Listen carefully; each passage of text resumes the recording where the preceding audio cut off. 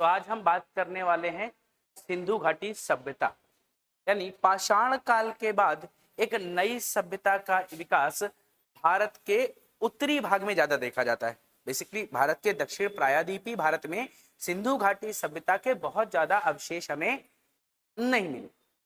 एक पूरी की पूरी सभ्यता मिली जो किस पे बनी हुई थी, जो पक्के ईंटों पे बनी हुई थी। पक्के ईंटों पे बनी हुई थी। पक्की ईंटें पहली बार देखी जा रही हैं इस समय। और इस समय क्या है, पहला नगरीकरण व्यवस्था भी हमें सिंधु घाटी सभ्यता में ही देखने को मिलती।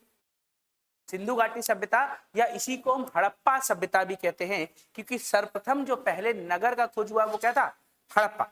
हड़प्पा पहला नगर था जिसकी खोज की गई, इसीलिए इसे हम हड़प्पा सभ्यता भी कहते हैं। एक तो नाम हमने बता दिया हड़प्पा, और दूसरा नाम बताया क्या, यहाँ पे मुख्य नदी कौन सी है, सिंधु नदी। सिंधु और उसकी सहायक नदियों के आसपास ही ये क्षेत्र दिखाई देता है, तो इसे सिंधु घाटी में बसी हुई सभ्यता ही है। सिंधु नदी घाटी में बसी हुई सभ्यता होने के कारण इसे हम सिंधु घाटी सभ्यता भी कहते हैं। क्या है, ये आपका शुरुआती इंट्रोडक्शन है।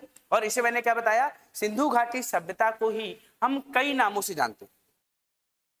जब हम कई नामों से जानते हैं तो एक तो नाम मैंने पहला आपको बताया क्या, सिंधु घाटी सभ्यता।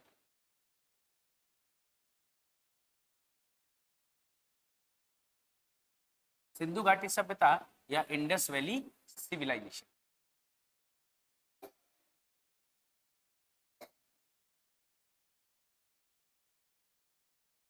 दूसरे नाम की बात करते हैं, मैंने इसको क्या बताया अभी आपको, हड़प्पा सभ्यता। तीसरी बात मैं कह रहा था आपसे क्या था, यहाँ पे नगरी व्यवस्था मिली, नगरीकरण की व्यवस्था मिली है।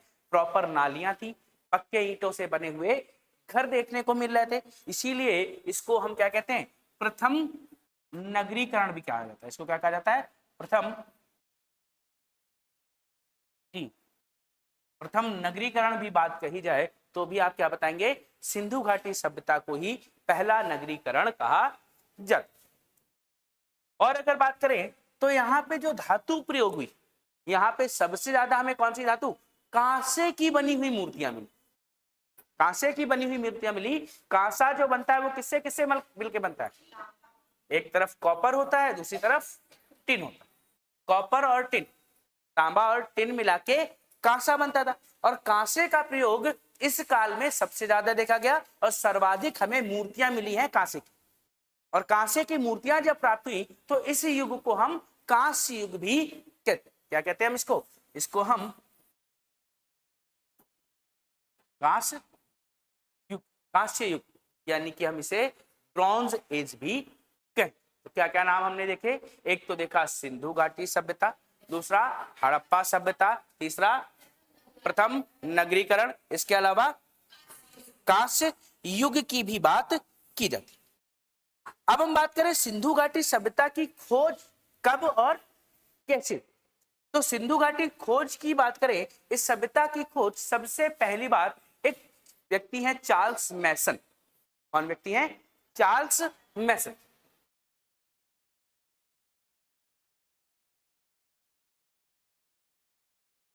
चार्ल्स मैसन नामक व्यक्ति ने 1826 में, कब की बात कर रहे हैं, 1826 में पाकिस्तान के साहिवाल जिले में, पाकिस्तान के साहिवाल जिले में पहली बार सिंधु घाटी सभ्यता के अवशेष प्राप्त किए। यहां पे क्या है, इन्हें पक्की ईंटें प्राप्त हुई। फिर इसके बाद इनकी बात को किसी ने ध्यान नहीं दिया, इन्होंने अपना काम किया, इन्होंने अपनी बात बताई, लेकिन इनकी बात कोई सुनने वाला नहीं, सुनने वाला नहीं था तो कोई बात नहीं। फिर आगे फिर से एक बार रेलवे लाइन बिछाई जा रही थी, और इस समय कौन है, कनिंघम।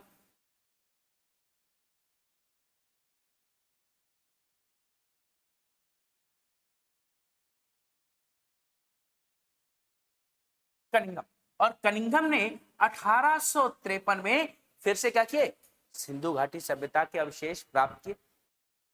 सिंधु घाटी सभ्यता के अवशेष किसको मिल रहे हैं, कनिंघम, कनिंघम को मिले। और इस बार भी क्या हो रहा है, इस बार भी नॉर्मल चीजें थोड़ी सी देखी गई, उन पे खोज की गई, एक दो टीले मिले क्या, चलो ठीक। लेकिन अंततः बात कब की जा रही है? अंततः बात की जाती है 1920 में। क्या हो रहा है? यहाँ पे एक व्यक्ति है, कौन? John Marshall. जॉन मार्शल का ध्यान इस सिंधु घाटी सभ्यता पे गया और जॉन मार्शल ने क्या किया? जॉन मार्शल ने इसके लिए कई व्यक्तियों को नियुक्त किया कि आप लोग खुदाई करें। खुदाई करेंगे तो पहली बार 1921 में 1921 में एक व्यक्ति है राय बहादुर दयाराम साहनी।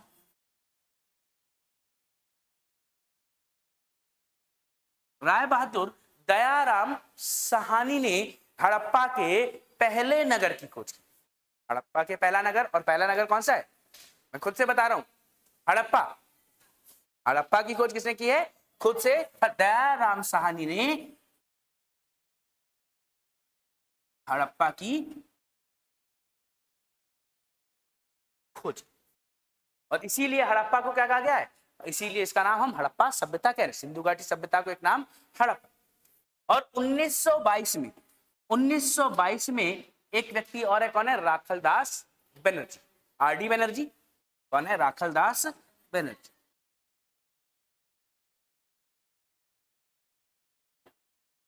राखलदास बनर्जी ने एक स्थल और खोज लिया जिसका नाम क्या है? मोहनजोदड़ो।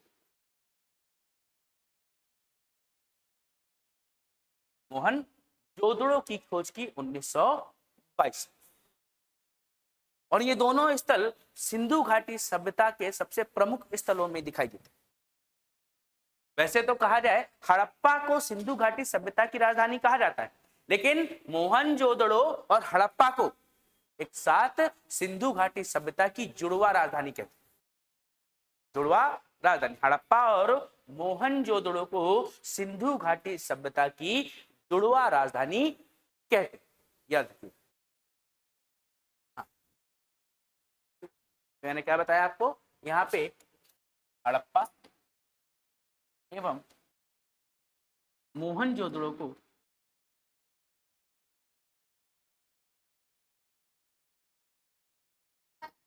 सिंधु घाटी सभ्यता की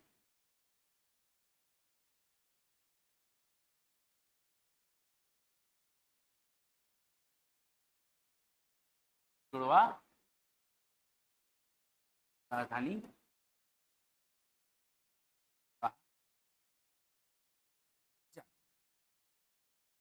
जुड़वा राजधानी कहा जाता। और सिंधु घाटी सभ्यता में अनेकों स्थल हमें प्राप्त हुए। और सिंधु घाटी सभ्यता का अगर विस्तार देखा जाए तो सिंधु घाटी सभ्यता का विस्तार एक त्रिभुजाकार आकृति में देखा जाता है। ऐसी आकृति में सिंधु घाटी सभ्यता का विस्तार त्रिभुजाकार आकृति में देखा जाता है। अगर पूरे सिंधु घाटी सभ्यता के सभी स्थलों को मिला के हमने एक लाइन खींची सभी बॉर्डर बना के, तो हमें एक ट्राइंगुलर शेप देखने को मिलेगा। ऐसी एक त्रिभुजाकार आकृति में सिंधु घाटी सभ्यता का विस्तार ऐसे देखने को मिलेगा। त्रिभुजाकार आकृति में हमें सिंधु घाटी सभ्यता का विस्तार दिखता है। और इसमें पूछे जाते हैं सबसे आपका उत्तरी स्थल कौन है, सबसे दक्षिणी स्थल कौन है, सबसे पूर्वी कौन सा है और सबसे पश्चिमी स्थल कौन सा। और जैसे ही हम इस चार्ट को बनाना शुरू करें तो हमें देखने को मिलेगा क्या, अगर आप देखेंगे तो सबसे उत्तरी स्थल सिंधु घाटी सभ्यता का सबसे उत्तरी स्थल है मांडा। कौन सा है? मांडा। मांडा आपका पड़ता है जम्मू एंड कश्मीर। कहां पड़ेगा? जम्मू और कश्मीर में पड़ता है। और ये किस नदी के किनारे? ये चेनाब। किस नदी के किनारे है? चेनाब नदी के किनारे दिखाई। वहीं आप बात करें सिंधु घाटी सभ्यता में ये कौन सा पूर्वी स्थल, सबसे पूर्वी स्थल है उत्तर प्रदेश का आलमगीर। आलमगीरपुर उत्तर प्रदेश। और ये किस नदी के किनारे है? तो हम इसकी बात करें तो ये आपको हिंडन नदी के किनारे दिखाई देगा। हिंडन। फिर इसके बाद कहा जाए आपसे सबसे दक्षिणतम बिंदु, तो सबसे दक्षिणतम बिंदु आपको दिखाई देगा दैमा बाद और दैमाबाद कहां पर है? महाराष्ट्र में। ये आपका है यूपी में, और महाराष्ट्र में है, और किस नदी के किनारे? तो बताएंगे प्रवरा नदी। गोदावरी की सहायक नदी है प्रवरा। किस नदी के किनारे? ये प्रवरा नदी के किनारे दिखाई दे। फिर इसके बाद आलमगीरपुर। फिर इसके बाद बात करते हैं सबसे पश्चिमी स्थल। जो सबसे पश्चिमी स्थल है वो है आपका सूतका गेंडूर।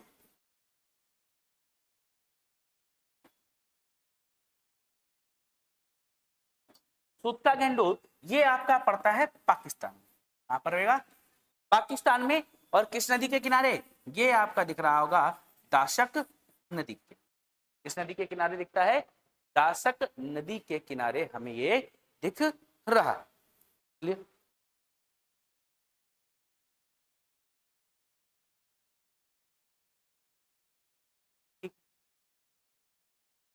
तो हमने सिंधु घाटी सभ्यता की बात की। सिंधु घाटी सभ्यता के अनेकों नाम मैंने बताया। क्या क्या? सिंधु घाटी। जी,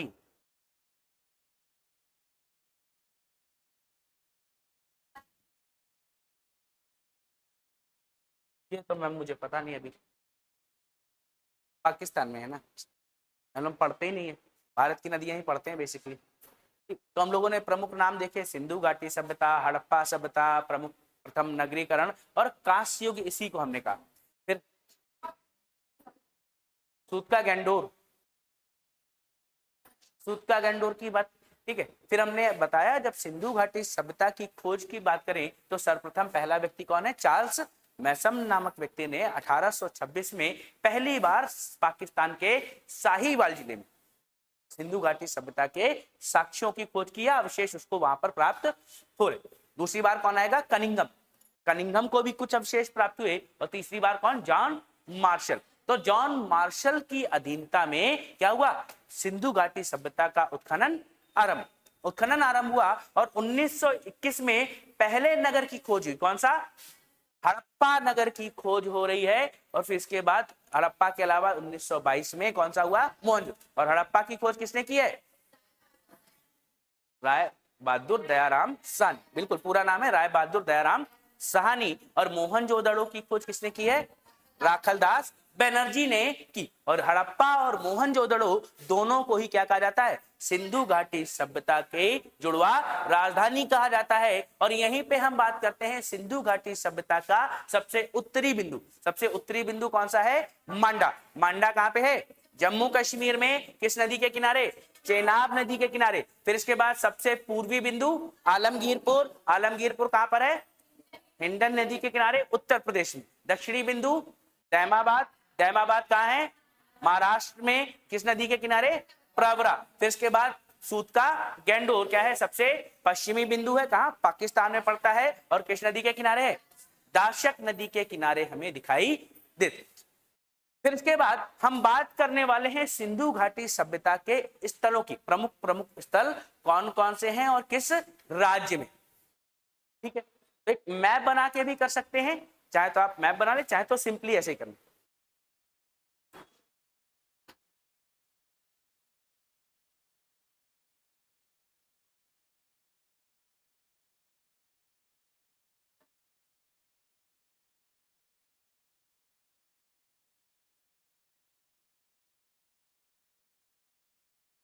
कुछ इस तरीके से हम इंडिया का मैप बना सकते हैं। और इस इंडिया के मैप में एक जगह आपको बना लेनी है पाकिस्तान। और पाकिस्तान के साथ ऊपर ही आप बना लेंगे अफगानिस्तान। आपकी मर्जी है, आप बनाए या ना बनाए। आप चाहे तो सीधे पॉइंट वाइज लिख सकते हैं, आप चाहे तो सीधे सीधे सीधे लिख लो। प्रमुख सिंधु घाटी सभ्यता के प्रमुख स्थल।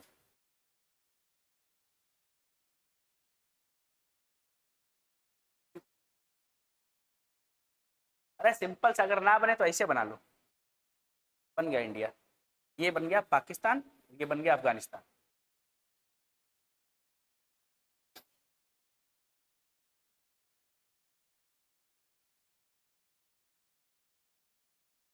ठीक है।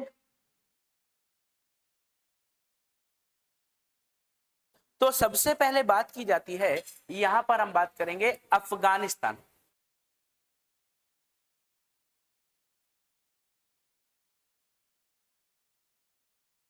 मुझे तो बार बार बनाना नहीं है। तो सबसे पहले हम बात करते हैं अफगानिस्तान। अफगानिस्तान में दो स्थल है सिंधु घाटी सभ्यता के। एक है शोरतुगई। कौन सा है? शोरतुगई। शोरतुगई। और दूसरा है मुंडी गाक। ये दोनों स्थल कहां देखने को मिलेंगे हमको? अफगानिस्तान। याद रखिए, अफगानिस्तान में सिंधु घाटी सभ्यता के दो स्थल हैं।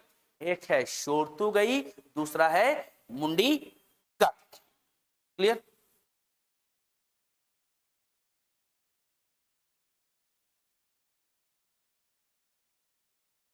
फिर इसके बाद हम पहुंचेंगे पाकिस्तान। तो पाकिस्तान में कौन कौन से स्थल दिखाई देंगे? पाकिस्तान में हमको दिखता है एक तो आमरी। कौन सा दिखाई देगा? एक है आपका आमरी। आमरी के अलावा यहीं पर हमको देखने को मिलता है मोहनजोदड़ो। दूसरा स्थल हो जाएगा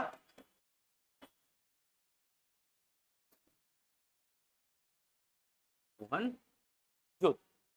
मोहनजोदड़ो के बाद यहीं पे है एक स्थल कोट दीजी। कौन सा है तीसरा?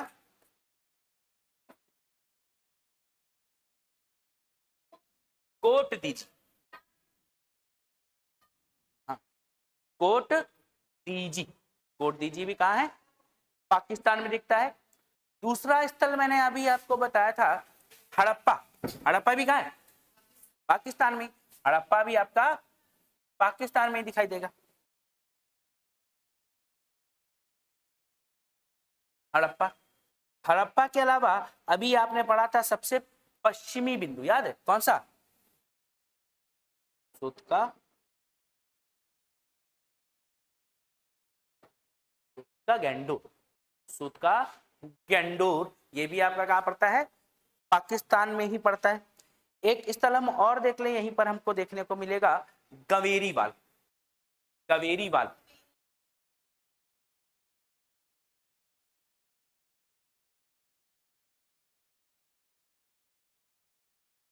गवेरीवाल। गवेरीवाल बेसिकली है क्या? गनवेरीवाल बोलते हैं, उसको बिंदु लगा देते तो ना वो खत्म हो जाए। गवेरीवाल कहा जाता है सिंधु घाटी सभ्यता का सबसे बड़ा स्थल। लेकिन मुसीबत इसमें एक ये है कि यहाँ पे कोई नगरी साक्ष्य नहीं है। इसलिए हाँ, हाँ सिंधु घाटी के थोड़े से अवशेष हैं, लेकिन टाइम पीरियड वही मैच कर रहा है। लेकिन इसमें कोई बहुत बड़े अवशेष प्राप्त नहीं होते। अवशेष प्राप्त ना होने के कारण बस हमें इतना पता है कि पाकिस्तान का ये स्थल है। क्योंकि हमें जब सबसे बड़ा स्थल याद करना होता है तो हम बात करते हैं किसकी? राखीगढ़ी। राखीगढ़ी सिंधु घाटी सभ्यता का सबसे बड़ा स्थल है। राखी अभी लिखेंगे। तो मैंने सबसे पहले बताया अफगानिस्तान में कौन कौन से स्थल हैं? शोरतुगई और मुंडीगाक। शोरतुगई और मुंडीगाक हैं अफगानिस्तान में। पाकिस्तान का में क्या क्या दिखता है हमको? आमरी, कोट दीजी, मोहनजोदड़ो, हड़प्पा, सूतका गैंडोर और गवेरी। ये सारे स्थल कहाँ हैं? पाकिस्तान। कौन कौन सा? आमरी, मोहनजोदड़ो, कोट दीजी, आमरी, हड़प्पा, सूतका गैंडोर और गवेरीवाल। ये सारे स्थल आपके पाकिस्तान में देखे। फिर हम पहुंचे थे जम्मू कश्मीर। जम्मू कश्मीर का स्थल कौन सा था? मांडा है। कौन सा? ये भारत में। अब हम भारत पहुंचे। भारत में स्थल कौन कौन सा है? सबसे पहला स्थल मैंने बात की आपसे जम्मू कश्मीर में है मांडा। और जम्मू कश्मीर के नीचे ही लगा हुआ दिखता है हमको पंजाब। पंजाब। और पंजाब में जो स्थल है वो कौन सा है? रोपड़। रोपड़ कहां पर है? रोपड़ आपको दिखाई देगा पंजाब।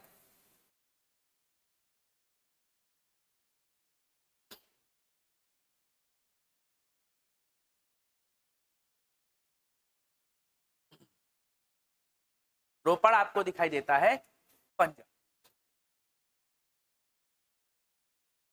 फिर पंजाब के बगल में ही लगा होगा हरियाणा। हरियाणा में दो स्थल, एक तो है राखी गढ़ी, राखी गढ़ी, ये सिंधु घाटी सभ्यता का सबसे बड़ा स्थल, सिंधु घाटी सभ्यता का सबसे बड़ा स्थल।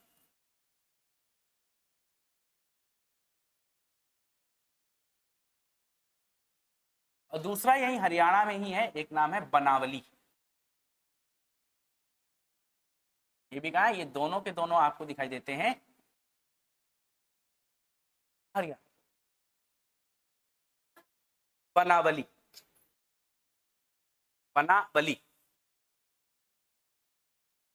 फिर इस पट्टी में लगा हुआ है आपका राजस्थान, और राजस्थान में जो स्थल है उसका नाम क्या है, कालीबंगन, कालीबंगन, ठीक है। कालीबंगन, यह याद रखेंगे कहां पर है ये,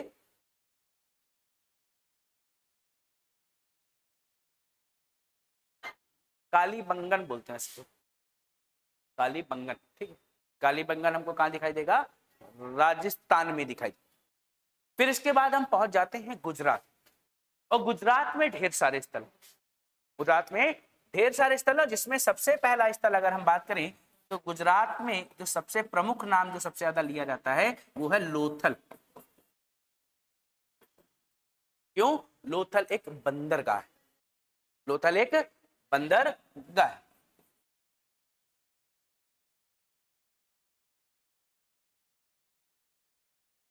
लोथल एक बंदरगाह, लोथल के बाद यहीं पे हमको दिखता है धौलावीरा,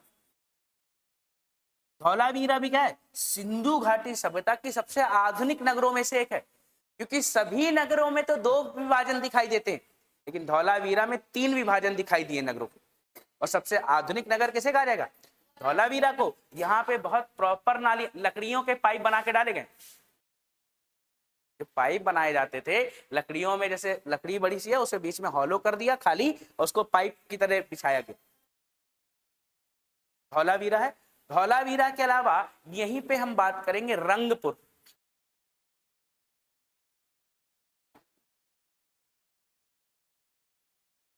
रंगपुर, रंगपुर भी गुजरात में, ठीक है। और यहीं पे एक देखने,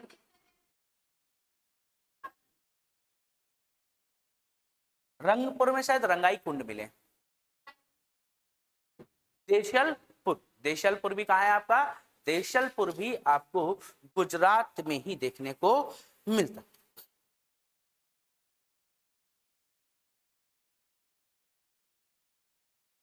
और लॉस्ट वैक्स टेक्निक, वो बेसिकली मूर्ति बनाने का काम यहाँ पे कहा जा सकता है, साउथ इंडिया में हम ज्यादा देखते हैं लॉस्ट वैक्स टेक्निक का।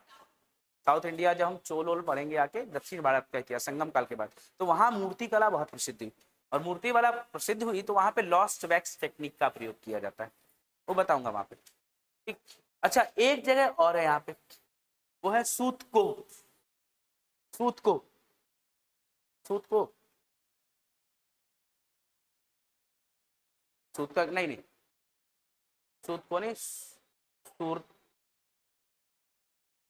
सूरकोटदा,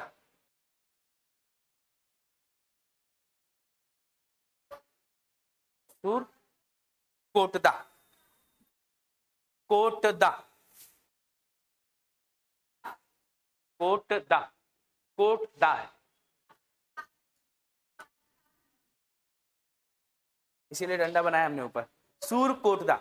और अगर सूरकोटदा, वैसे तो कहा जाता है सिंधु घाटी सभ्यता में कहीं भी घोड़े के साक्ष्य नहीं मिले, लेकिन फिर भी अगर आपसे कहे कि घोड़े के साक्ष्य कहाँ मिले हैं, तो आप सूरकोटदा ही लगाएंगे, इसके अतिरिक्त कोई उत्तर नहीं हो सकता। सूरकोटदा में क्या है, घोड़े के अवशेष हमें सूरकोटदा से ही प्राप्त हुए हैं, इसके अतिरिक्त कहीं भी नहीं। ये सारे स्थल कहाँ हैं, गुजरात, गुजरात में। फिर इसके बाद आपका बच जाएगा महाराष्ट्र, और महाराष्ट्र में आ जाएगा आपका दैमा, महाराष्ट्र आ जाएगा दैमाबाद। फिर इसके बाद आपका बच गया उत्तर प्रदेश, उत्तर प्रदेश में दो स्थल हैं, यहां बनना चाहिए वैसे तो, थोड़ा नीचे आ जाए क्योंकि वहां पे हमने लिख दिया है। उत्तर प्रदेश के दो स्थलों के नाम आप याद रखेंगे, एक तो है सिनौली, कौन सा है? दैमाबाद अभी लिखवाएंगे, परेशान मत हो, अभी सबके बारे में दो दो तीन तीन लाइन लिखवाई जाएंगी। दैमाबाद, और दैमाबाद फिर उसके बाद उत्तर प्रदेश, और उत्तर प्रदेश में हमको दिख रहा है एक तो सिनौली, और सिनौली के अलावा एक मैं बता चुका था सबसे पूर्वी बिंदु आलमगीर।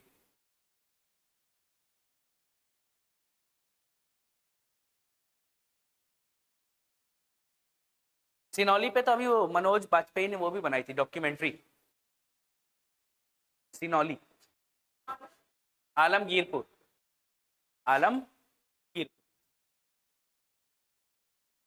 तो ये क्या हो गए, ये सभी के सभी आपके सिंधु घाटी सभ्यता के स्थल। तो हमने अफगानिस्तान के देखे थे, कौन कौन से थे? शोरतुगई और मुंडीगाह। पाकिस्तान में आमरी, मोहनजोदड़ो, गवेरीवाल, कोटदीजी, हड़प्पा और सूतका गेंडोर। सूतका गेंडोर ये प्रमुख स्थल, ठीक है। फिर इसके अलावा भारत में अगर हम बात करें तो किस राज्य में है? जम्मू कश्मीर। जम्मू कश्मीर में कौन सा है? मांडा। जम्मू कश्मीर में मांडा। पंजाब में रोपड़, पंजाब में रोपड़ है। हरियाणा में राखीगढ़ी और बनावली, राखीगढ़ी और बनावली। और सिंधु घाटी सभ्यता का सबसे बड़ा स्थल राखीगढ़ी, सिंधु घाटी सभ्यता का सबसे बड़ा स्थल राखीगढ़ी ही रहेगा। फिर इसके बाद हम पहुंच जाते हैं राजस्थान। राजस्थान में क्या है? कालीबंगन, कालीबंगन राजस्थान में है। फिर इसके बाद हम गुजरात पहुंचे, गुजरात में हमें मिला सबसे पहले लोथल, और लोथल क्या है? बंदरगाह। लोथल एक बंदरगाह है। फिर इसके बाद धौलावीरा, धौलावीरा सबसे आधुनिक नगर है। यहाँ पे क्या है? 3 विभाजन देखने को मिलते। फिर इसके अलावा आपका रंगपुर है, देशलपुर है और सूरकोटदा। रंगपुर, देशलपुर और सूरकोटदा, ये तीनों कहाँ है? गुजरात में। फिर इसके अलावा आप महाराष्ट्र में कौन सा है? महाराष्ट्र में है दैमाबाद, महाराष्ट्र में दैमाबाद, और उत्तर प्रदेश में सिनौली और आलमगीरपुर। क्लियर? यहां तक किसको समस्या है बहुत सारे, लेकिन याद इतना ही करने, इससे ज्यादा याद नहीं करना। याद करोगे तो 2000 से ज्यादा हो जाएंगे, हजारों की संख्या में बहुत सारे। हाँ, पाकिस्तान में लगभग 150 है, तो भारत में भी ऐसे ही होंगे, बहुत सारे स्थल हैं। इन सभी स्थलों को याद नहीं करना, आपको वो याद करना है जो बताए जा रहे हैं, बस ज्यादा लोड नहीं लेना है। हाँ, इसके पीछे भागेंगे तो बहुत ज्यादा रायता फैल जाएगा। यूपीएससी का हम करा ही नहीं रहे।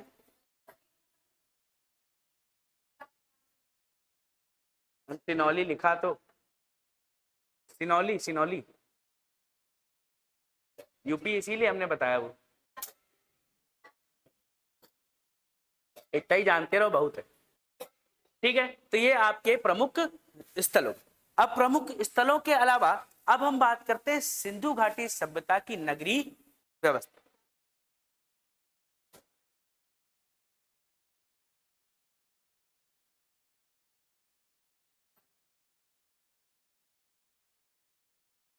नगरीय व्यवस्था की बात की जाए तो जो घर बने होते थे, घर कैसे बने? घर बने हैं पक्की ईंट। भाई सबसे बड़ी खासियत सिंधु घाटी सभ्यता क्या थी? पक्की ईंटें। पक्की ईंटें सिंधु घाटी सभ्यता की सबसे क्या है? खासियत, सबसे बड़ी खासियत है। जो घर घर जो है वो पक्की ईंटों से बने होते थे।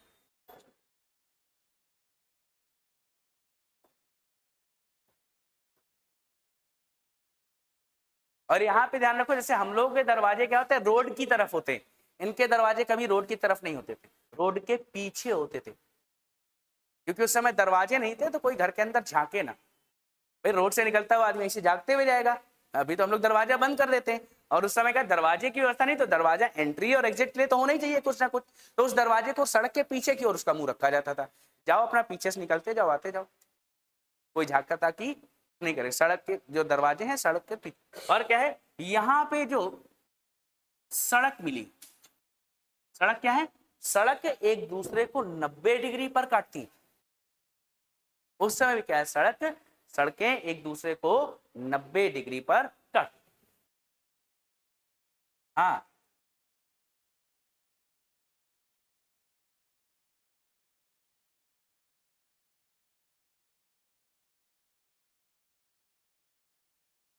मतलब बहुत प्रॉपर सड़कें बनी थी, चौड़ी सड़कें अलग हैं, छोटी सड़कें अलग दिखाई देती। क्लियर? उनकी सड़कें अभी मिल जाएंगी, हमारी सड़कें बनने के बाद खत्म हो जाती है। हाँ यार बनती है, फिर उसके बाद पीछे जेसीबी आ जाती, खुदाई शुरू। भाई ये वाली रोड बनी थी और तुरंत उसके बाद खुदाई हो गई और तब से ऐसे ही पड़ी है। और इतना गंदा ट्रैफिक इस रोड पे जाने का मन नहीं होता, घूम के हाईवे चले जाओ। ठीक है, तो घर कैसे बने हैं? पक्की ईंटों के। सड़कें यहाँ बहुत व्यवस्थित तरीके से बनी थी, एक दूसरे को 90 डिग्री पर काटू। और क्या है, घरों में कुएं माए गए, लोगों के अपने पर्सनल कुएं होते थे, किचन होता था, वॉशरूम। यहाँ लोगों अभी भी लोग हैं वॉशरूम प्रॉपर नहीं बन रहे। सरकार योजना चला रही स्वच्छ भारत अभियान, फ्री में पैसा जा रहा है, कहीं सबके घर में बन जाए एक एक वॉशरूम, नहीं तब भी लोग पैसा ले, तब भी नहीं बनवाया, पता चला अलग से पैसा जाने के बाद भी नहीं बन रहा है। और उस समय भी लोगों के यहाँ व्यवस्थित वॉशरूम की व्यवस्था थी। हाँ, शौचालय, शौचालय बने हुए थे बिल्कुल। और क्या है, नालियां थी, व्यवस्थित नालियां,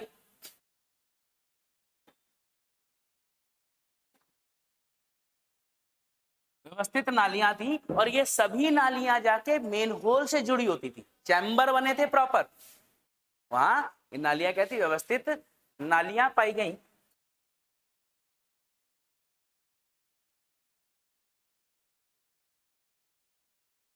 मेन होल कह सकते हैं या चैम्बर,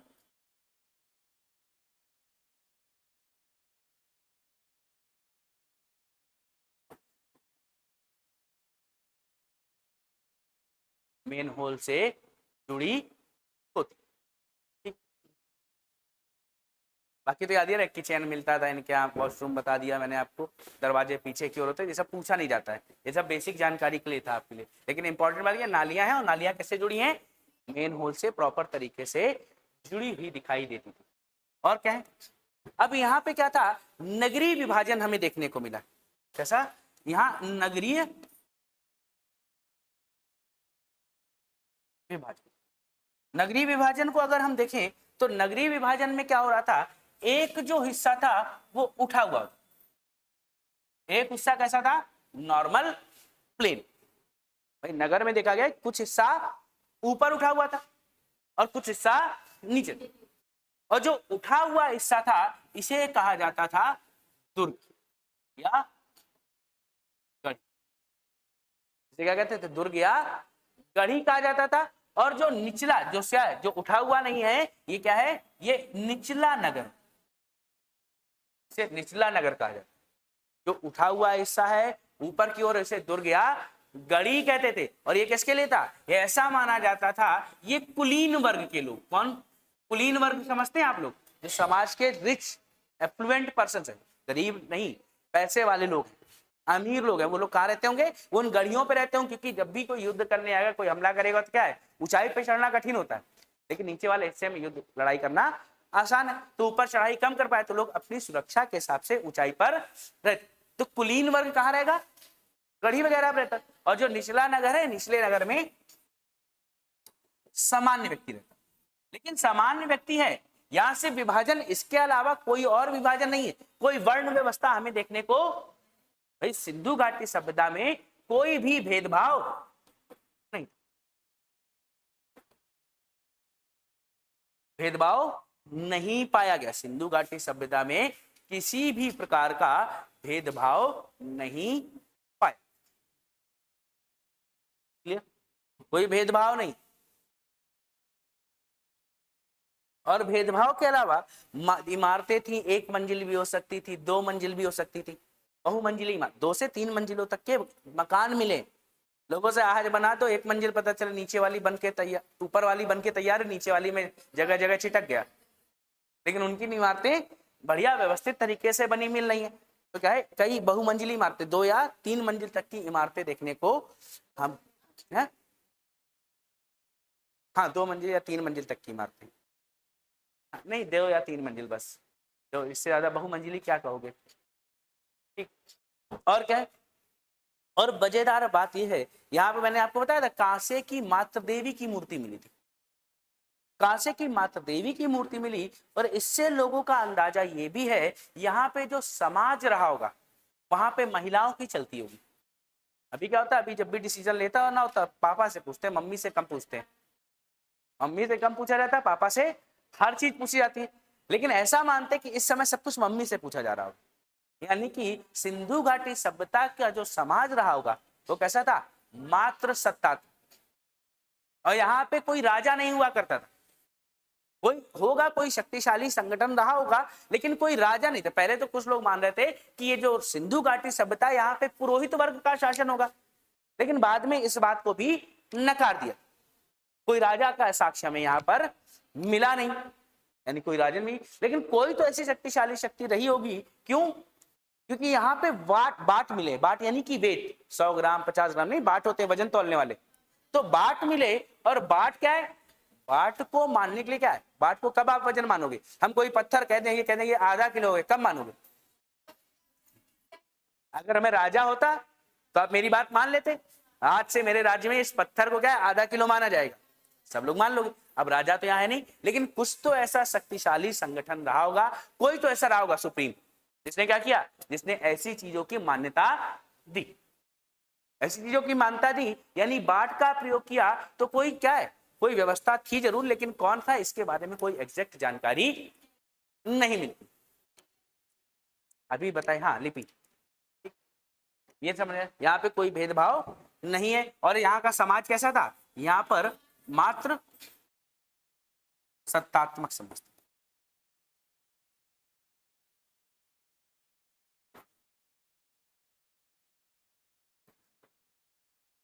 मात्र सत्तात्मक समाज देखा गया। और अक्सर क्वेश्चन पूछा जाता है कि सिंधु घाटी सभ्यता का समाज कैसा था, तो मात्र सत्तात्मक, यानी कि महिलाओं की बात सुनी जाती थी, कोई भेदभाव नहीं है, उनको समानता का अधिकार है। सबसे बड़ी बात तो ये समानता, और बेटर कंडीशन में महिलाओं की बात सुनी जा रही है, बेटर कंडीशन होगी कि नहीं होगी, ठीक। मात्र सत्तात्मक समाज प्लस यहाँ पे अब सिंधु घाटी सभ्यता में मैंने कहा, आपने कहा लिपि, भाई सिंधु घाटी सभ्यता को हम किसमें पढ़ते हैं, एक तो आप प्राक ऐतिहासिक काल पढ़ते, दूसरा आद ऐतिहासिक काल पढ़ते। आद ऐतिहासिक क्यों पढ़ा था, क्योंकि सिंधु घाटी सभ्यता में लिपि तो प्राप्त हुई है, मतलब कुछ लिखा हुआ है, लेकिन उसे पढ़ा नहीं जा सकता। सिंधु घाटी सभ्यता में लिखे हुए साक्ष्य मिले हैं, परंतु उन्हें पढ़ा नहीं जा सका। अब लिपि है कैसी, तो लिपि कैसी है, लिपि यहाँ पे जो है वो चित्रात्मक शैली है। चित्रात्मक यानी कि वो चित्रों से उन्होंने अपनी चीजों को लिखा, दर्शाया, जो भी उनकी भावनाएं रही होंगी, बातें रही होंगी, वो किससे, चित्रों के माध्यम से दर्शाया है। तो ये लिपि कैसी है, चित्रात्मक है। और इसको जो लिखने का तरीका था, वो लिखा कैसे गया है, लिखा गया है पहले लेफ्ट से राइट गया, फिर राइट से लेफ्ट गया, फिर लेफ्ट से राइट, फिर लेफ्ट से राइट। तो इस तरीके से ऐसे ऐसे ऐसे लिखते चले जाते थे। और इस लिपि को कहा जाता है गौमूत्रिक लिपि। तो क्या कहा गया है, गौमूत्रिक लिपि। एक तो चित्रात्मक शैली में है यहाँ पे जो भी पाया गया है, दूसरी कैसी लिपि है, यहाँ पर चित्रात्मक लिपि देखने को मिली।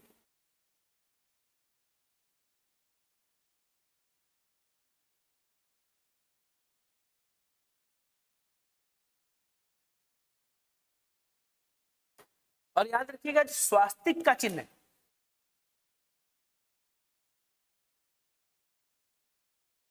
स्वास्तिक का चिन्ह कहां पाया गया था, पहली बार सिंधु घाटी सभ्यता में ही पाया। स्वास्तिक का चिन्ह भी सिंधु घाटी सभ्यता में पाया गया।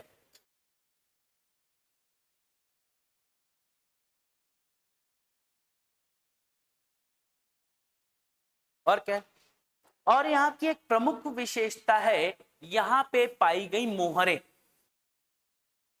सिंधु घाटी सभ्यता की एक विशेषता में हमें क्या दिखता है, यहाँ पर मोहरें भी पाई गई। स्वास्तिक का चिन्ह मिल गया एक तो हमको, और स्वास्तिक के चिन्ह के अलावा बहुत सारी मोहरें मिली।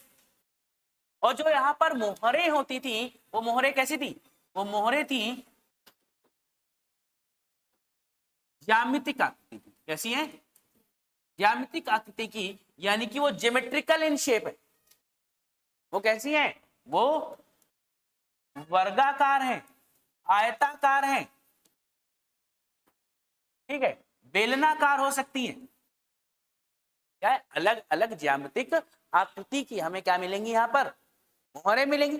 और सबसे बड़ा जो क्वेश्चन आता है कि ये जो मोहरें हैं किससे बनी होती, बनी किससे थी ये? तो ये जो बनी होती थी, नदियों में पाया जाने वाला एक पत्थर होता है जिसे कहा जाता है स्टेटाइट, स्टेटाइट या सेल खड़ी। हाँ, कौन सा पत्थर है? नहीं, ये आपका चौक की तरह होगा, चौक की तरह मुलायम पत्थर है जिसे आसानी से काटा जा सकता। तो मोहरे किसकी बनी थी? स्टेटाइट या सेल खड़ी की बनी हुई हमें मोहरे प्राप्त होती थी। ये ज्यामितिक आकृति की है। और विशेष मोहरों में बात की जाए तो कहा जाता है यहीं से पशुपति की मोहर मिली है। कौन सी? पशुपति की मोहर। पशुपति के अलावा और कौन सी है? यहीं पे यूनिकॉर्न। कौन सी है?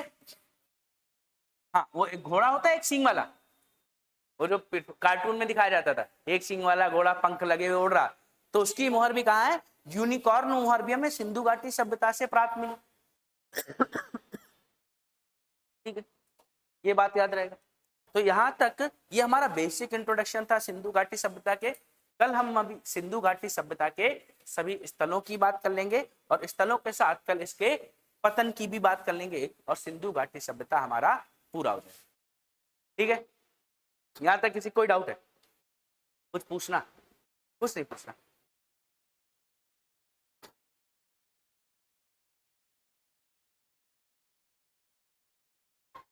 हाँ, सेलखड़ी पत्थर अभी भी यूज होता है। सेलखड़ी अपना गोरखपुर वाला शायद रीजन है, यहाँ पे काम होता है इसका। यूनिकॉर्न मोहरे मिली है। मोहरे जो मिली कौन कौन सी? एक तो पशुपति की मोहर मिली है, यूनिकॉर्न की मेल मिली है, एक उर्वरता की देवी की मोहर मिली, तो वो बताऊंगा मैं। नटराज के कहा जा रहा है लेकिन एग्जैक्ट ठीक नहीं समझ में आता। हाँ, कहा जाता है पशुपति की मोहर। मोहर बेसिकली एक ऐसे मोहर बनी हुई है, बीच में एक व्यक्ति ऐसे बैठा हुआ साधना कर रहा है और इसके चारों तरफ यहाँ जानवर बने हुए हैं। तो कहा गया कि जानवरों कौन है? पशुओं के देवता कौन है? पशुपति। और ऐसा व्यक्ति जिसके चारों तरफ पशु कौन? पशुपति हो सकते हैं। तो ऐसी मोहर को क्या कहा गया? पशुपति की मोहर हमें यहाँ से प्राप्त हुई। यूनिकॉर्न एक मोहर, एक ऐसे मोहर है उसमें ऐसे घोड़ा बना हुआ है,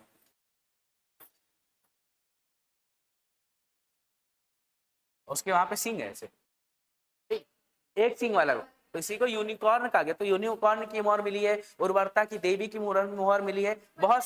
हाँ, बेसिकली एक मोहर ऐसी है जिसमें एक महिला के चित्र का अंकन है और उसकी नाभि से पेड़ पौधे निकलते दिखाई दे रहे हैं।